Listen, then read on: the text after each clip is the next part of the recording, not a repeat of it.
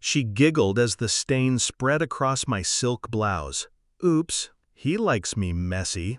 Her eyes darted toward my husband, daring me to notice the spark between them. He didn't flinch, didn't correct her, didn't even look guilty. That was the moment I knew. Not suspected, knew. Back then, I remember when his gaze was mine alone. We were young, broke, ravenous. He promised me forever at a diner booth with ketchup-stained menus. I believed him. I built him. I stood by while he gambled time, money, and sanity on his company. And when creditors circled like vultures, it was my inheritance that saved him. My money, my faith, my signature on loans he couldn't get alone.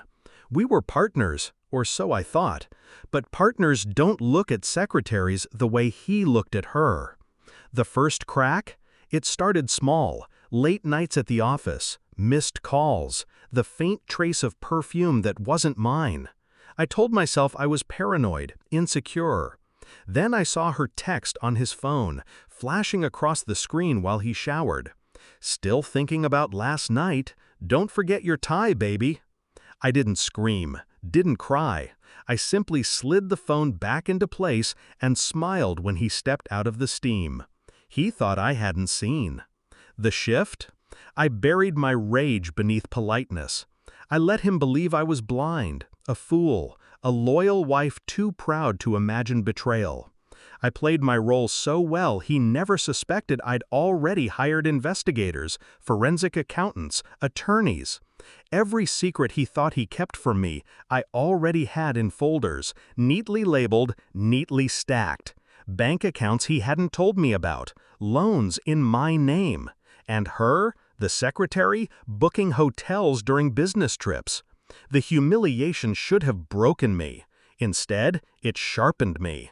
I wasn't going to leave. I wasn't going to beg. I was going to take everything. The plan? I bought his company, quietly, piece by piece, through shell entities, through silent partners who owed me favors. He had no idea the shares he sold to strangers belonged to me. By the time I was done, I controlled 51%. The lawyers assured me it was airtight, clean, legal, undeniable. And I waited. Not out of hesitation, but precision. Timing is everything. Revenge, to me, is an art form. The stage? The board meeting was scheduled on a Tuesday morning. He walked in with her at his side, her blouse too tight, her heels too loud, her smile smug. She leaned over his chair like she owned it, like she owned him. I arrived late on purpose. Silence fell as the door opened. I wore a navy power suit, crisp and commanding. The click of my heels echoed like gunfire as I crossed the room. I didn't sit beside him. I sat at the head of the table. Confusion rippled. He frowned. She smirked, as if I was overstepping. He opened his mouth to correct me.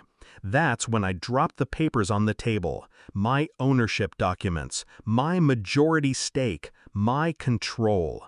And then I dropped the mic, literally. The fall? His face drained of color. What is this?" he stammered.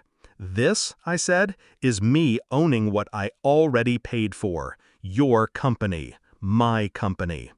The board shifted uncomfortably, but no one defended him.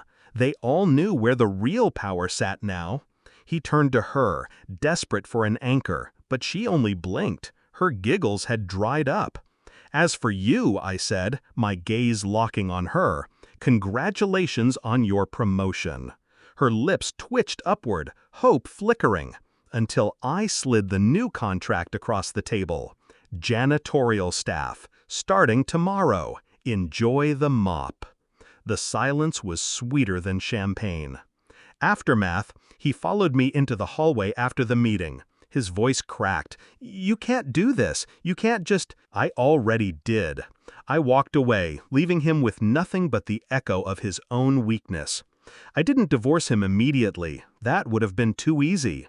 I let him stew, stripped of power, forced to watch me thrive in the empire he thought was his. The secretary quit within the week, her stilettos clicking away from the mess she could no longer giggle through. Reflection?